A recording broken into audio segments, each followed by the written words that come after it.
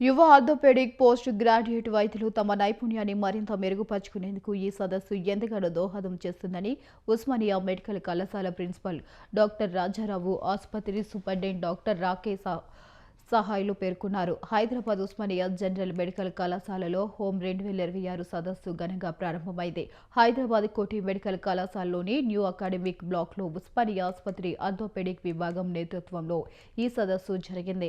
Doctor Rajarao, doctor Rakesh సహాయులతో పాటు అనేక మంది డాక్టర్ల జ్యోతి ప్రజ్వలన చేసి సదస్సును ఘనంగా ప్రారంభించారు.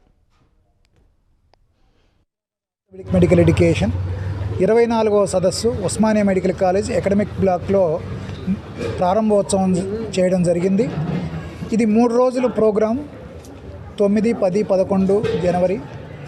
ఈ ప్రోగ్రాంలో వివిధ రాష్ట్రాల నుంచి post graduate orthopaedic post graduates వచ్చి వారికి ట్రైనింగ్ ప్రోగ్రాం, వాళ్ళు ఎలా పేషెంట్కి ఎలా పరీక్షలు నిర్వహించాలి, పేషెంట్కి చేసిన పరీక్షల ద్వారా ఎలా డయాగ్నోసిస్ చేయాలి, వీటన్నిటి గురించి సీనియర్ ప్రొఫెసర్స్ దగ్గర నేర్చుకొని వాళ్ళు వృత్తి నైపుణ్యాన్ని పెంపొందించుకొని జీవితంలో మంచి ఆర్థోపెడిక్ సర్జన్గా వృద్ధి చెందడానికి చాలా ఉపయోగపడుతుంది ఈ హోమ్ సదస్సు అని నేను చెప్తున్నాను.